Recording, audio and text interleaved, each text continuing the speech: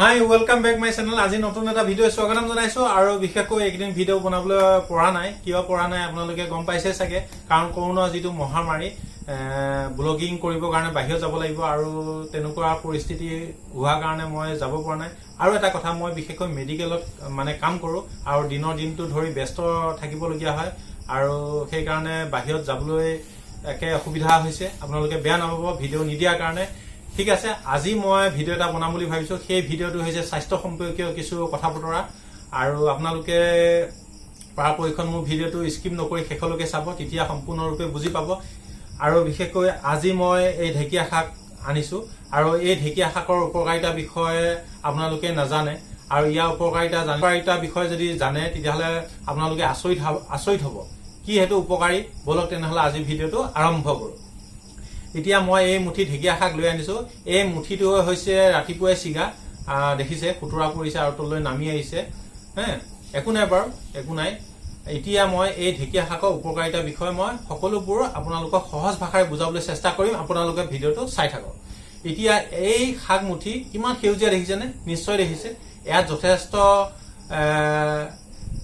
মানে গাঁৱতে পোৱা যায় এইবোৰ শাক আৰু কিছুমানে ইয়াৰ উপকাৰিতা বিষয় নজনা হেতুকে ইয়াক খাবলৈ নিবিচাৰে আৰু মই সেই কাৰণে ভাবিছো যে এই শাকটো মানুহে কিয় নাখায় তাৰ কাৰণে মই ভিডিওটো বনাইছো আপোনালোকে চাই যাব ইয়াত যথেষ্ট পৰিমাণে প্ৰটিন পোৱা যায় নিশ্চয় বুজি পাইছে প্ৰটিনে আমাৰ দেহত যেটো গঠন আনাত সহায় কৰে বুজি পাইছে নিশ্চয় আৰু এই প্ৰটিন যেহেতু মাছ মাংস আপোনালোকে খায় আপোনালোকে ভাবে যে মাছ মাংস কণী তাতে প্ৰটিন আছে এইবোৰত নাথাকে কিন্তু ইয়াত মাছ মাংসতকৈ বেছি গুণে মানে আছে বুলি কলেও বেয়া নহয় নিশ্চয় বুজি পাইছে আৰু প্ৰটিনে কি সহায় কৰে মই সকলোবোৰ আপোনালোকক তন্নকৈ ক'বলৈ বিচাৰিছো এতিয়া ইয়াত প্ৰটিনেই নহয় ইয়াত প্ৰটিনৰ বাহিৰে ভিটামিন এ আৰু ভিটামিন বি ভিটামিন সি এন্টিঅক্সিডেন্ট ফাইবাৰ লগতে আঁহজাতীয় লগতে বিটা কেৰোটিন পোৱা যায়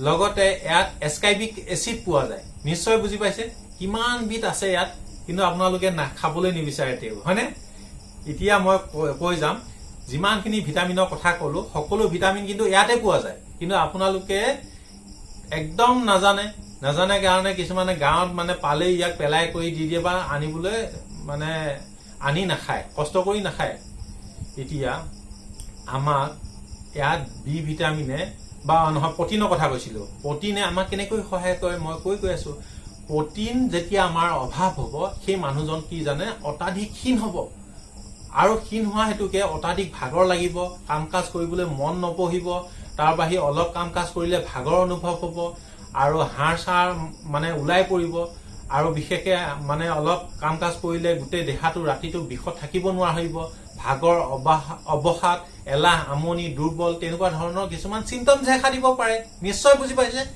এটো কি কমিলে হয় জানে প্ৰটিন কমিলে হয় প্ৰটিন কমিলে মানুহটো বেছি মানে ভাগৰ হয় আৰু কাম কাজ কৰিবলৈ কেতিয়াও নোৱাৰা হৈ যায় সেই কাৰণে আমাৰ দেহত প্ৰটিন মানে বহুতেই লাগতিয়াল হয় বুজি পাইছেন নাই আৰু কিছুমান মানে ডেকা ল'ৰা বিলাকে বা এনেকুৱা ফিমেল মেল আজিকালি সকলোৱে জিমত যায় সেই মানুহবিলাকৰ মানে অত্যাধিক কেলৰি মানে দিনটোত ঘামি কৰি কেলৰি বিলাক লোকচান হৈ পৰে বুজি পাইছে নাই আৰু জিম কৰোতে কেলৰি বিলাক লোকচান হৈ পৰে সেই কাৰণেও তেওঁলোকৰ কাৰণে প্ৰটিনটো বহুতে লাগতিয়াল জিম কৰা ল'ৰা ছোৱালীৰ কাৰণে বুজি পাইছে নিশ্চয় এতিয়া প্ৰটিনৰ কথা গম পালে এতিয়া মই কৈছো যে ভিটামিন এ আছে ভিটামিন এ আমাক কেনেকৈ সহায় কৰে মই কৈ আছো ভিটামিন এৰ অভাৱ হলে আমাৰ চকুৰ যেনেকৈ দৃষ্টিশক্তি কমা চকুৰেদি ভালকৈ নেদেখা চকুৰ মানে ৰঙা পৰা চকুৰ গুলুকমা চানি পৰা কিছুমান তেনেকুৱা ধৰণৰ বেমাৰ মানে হ'ব পাৰে আৰু এইটো মানে এনেকুৱা ঢেকিয়া শাক যদি ইউজ কৰে বা দৈনন্দিন যদি আপোনালোকে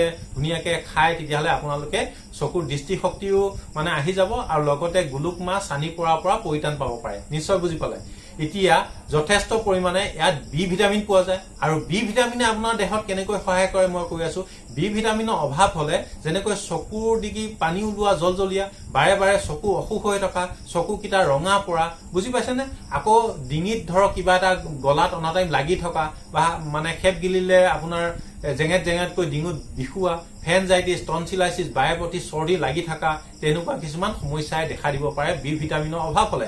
তাৰ উপৰি বেৰি ৰোগ এটা কয়, সেই ৰোগটো হোৱা সম্ভাৱনা থাকে। যেতিয়া এই বি ভিটামিনটো প্ৰচুৰ পৰিমাণে আপোনাৰ দেহত যেতিয়া পাই যাব, তেতিয়া এনেকুৱা ৰোগৰ পৰা পৰিত্ৰাণ পাব পাৰে। নিশ্চয় বুজি পালে বি ভিটামিনৰ উপকাৰিতাৰ বিষয়। এতিয়া ইয়াত যথেষ্ট পৰিমাণে চি ভিটামিন পোৱা যায়। চি ভিটামিনে কেনেকৈ সহায় কৰে মই কৈ গৈছো, আপোনালোকে শুনি যাওক। চি ভিটামিনে আমাৰ দেহ মানে গোটেই দেহাটো কোষেৰে গঠিত, আৰু সেই হেতুকে আমাৰ ছালৰ যিকোনো দাগ হওক বা স্পট হওক বা যিকোনো ধৰক ঘাঁ ফুহুৱাৰ পৰা পৰিত্ৰাণ পাব পাৰে চি ভিটামিনৰ যদি আপোনাৰ দেহত পাই যায়। আৰু চি ভিটামিনৰ অভাৱ হলে ফাংগাল ইনফেকশ্যন, এস্কাইবিছ তেনেকুৱা বেমাৰো পৰা আপোনালোকে পৰিত্ৰাণ পাব পাৰে যেতিয়া এই শাকটো মানে দৈনন্দিন ধৰি ইউজ কৰে। তাৰ উপৰি আমাৰ হাড়ৰ গঠন আনে, কিন্তু কিছুমান মানুহে নাজানে যে চি ভিটামিনে আমাৰ হাড়ৰ গঠন আনে বুলি। কিন্তু চি ভিটামিনৰ অভাৱৰ কাৰণেও আমাৰ হাড় বেয়া হৈ যাব পাৰে বা হাড়ৰ গঠন আনাত অসুবিধা হ'ব পাৰে। সেইকাৰণে চি ভিটামিন আমাৰ দেহত বহুতখিনি উপযোগী, বুজি পাইছে নহয় নিশ্চয়। আৰু লগতে আমাৰ দাঁতৰ দিগি যেনেকে তেজ ওলোৱা তেনেকুৱা কিছুমানৰ সমস্যাৰ পৰা আপোনালোকে পৰিত্ৰাণ পাব চি ভিটামিনৰ যদি আপুনি এই শাকটো খায় আৰু চি ভিটামিন দেহত যদি পাই যায়, তেতিয়াহ'লে এনেকুৱা ধৰণৰ বেমাৰৰ পৰা পৰিত্ৰাণ পাব। লগতে কাহ কফ চৰ্দি তেনেকুৱা কাৰণে পৰিত্ৰাণ পাব পাৰে। কিছুমানে ভাবে যে ঢেকীয়া শাক বিজলুৱা, তাৰ কাৰণে খালে কিজানি কফ বেছিকৈ হ'ব পাৰে। নহয়, ইয়াত এস্কাইবিক এচিড লগতে ভিটামিন চি বহুত পৰিমাণৰ থাকে। আপোনালোকে নিশ্চয় গম পাইছে কৰোণাত চি ভিটামিন দিয়া যায়, তাৰ কাৰণে কৰোণা যিটো কাহ কফ চৰ্দি নাইকিয়া হয়। নিশ্চয় বুজি পাইছে, চি ভিটামিন থকাৰ কাৰণে ইয়াত বিজলুৱা হলেও আপোনালোকৰ যিটো মানে ৰেস্পিৰেটৰী চিষ্টেমটো সেইটো ক্লিয়াৰ কৰিব, লগতে আপোনাৰ চৰ্দি প্ৰভাৱ বা কফ তেনেকুৱা ধৰণৰ আৰু হাওঁফাওঁ তেনেকুৱা সমস্যাও কিছুমান আপোনাৰ পৰা পৰিত্ৰাণ পাব পাৰে এই মানে এই শাকটো খালে। কিমান উপকাৰী আপোনালোকে গম পাইছে এতিয়া নিশ্চয়, মই আজি কওঁতেহে গম পাইছে।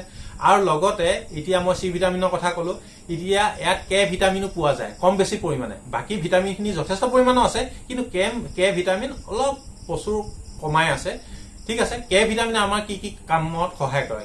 কে ভিটামিনৰ অভাৱ হলে যিটো হিমোফিলিয়া বেমাৰ বুলি কয়, এইটো আমাৰ আপোনালোকে পোৱা নাই কিজানি, কাটিলে কুটিলে আপোনাৰ তেজটো নৰখে, মানে হিমোলেট বুলি কয়, গোটেই তেজটো ওলাই থাকিব, ৰখাব নোৱাৰে, তেজটো পনীয়া হৈ যায়গৈ, ভাগি যায়গৈ, মানে আমাৰ হিমোগ্লোবিন যিটো লোহিত কণিকা হোৱাই বুজি পাইছেনে কমি যায়গৈ।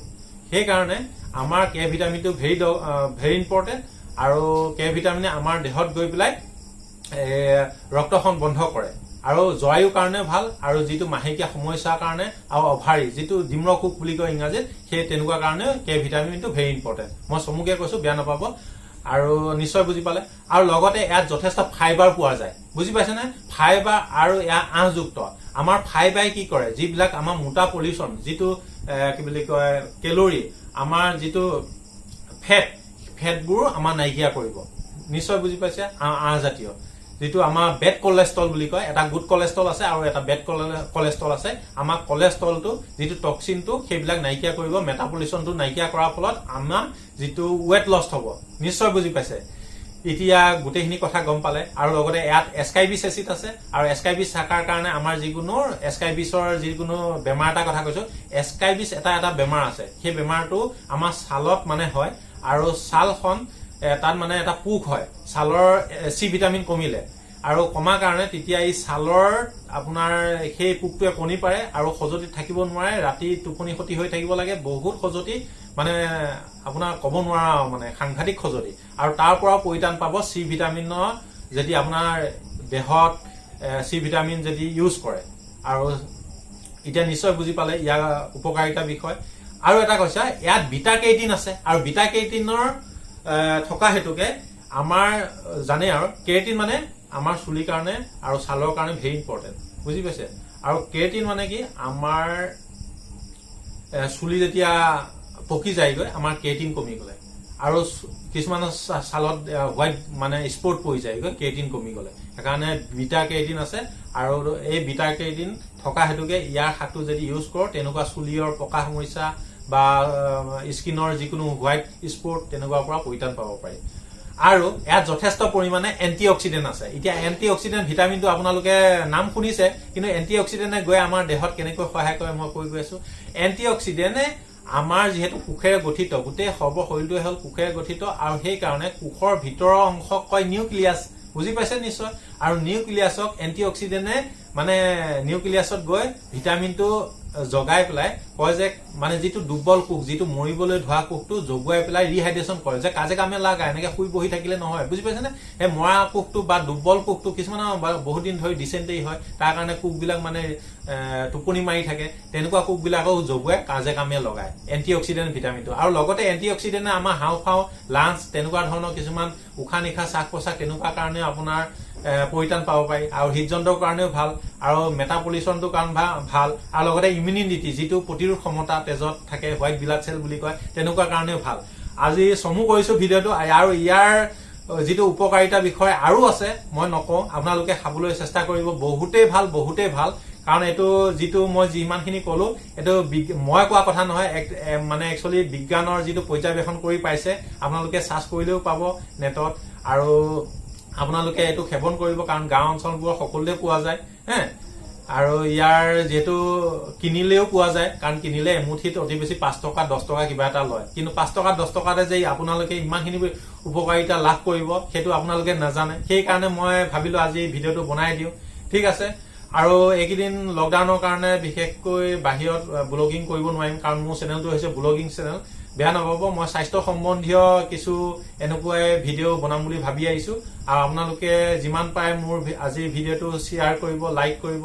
লগতে আপুনি ঢেকীয়া শাকৰ বিষয়ে আপুনিহে গম পালে, লগৰ বন্ধু বান্ধৱে জনা নাই, যিমান পাৰে শ্বেয়াৰ কৰিব। শ্বেয়াৰ কৰিলে আপোনাৰ লগতে আপোনাৰ বন্ধু কিজনো মানে উপকাৰ হ'ব, আৰু এনেকুৱা খাবলৈ ল'ব, আৰু এইখিনিৰ পৰা মানে পৰিত্ৰাণ পাব। আৰু এই ভিটামিনটো কেঞ্চাৰ কাৰণেও ভাল আমাৰ, কাৰণ যিহেতু এন্টিঅক্সিডেণ্ট আছে, আৰু কোষবিলাক মজবুত কৰিব, লগতে কেঞ্চাৰ কোষ হোৱাৰ সম্ভাৱনাটো নাথাকে, আৰু কেঞ্চাৰ হোৱাৰ সম্ভাৱনাও নাথাকে। ঠিক আছে, আজিলৈ বেছি দীঘল নকৰো, ভিডিঅ'টো বহুত দীঘল হৈ পৰিব।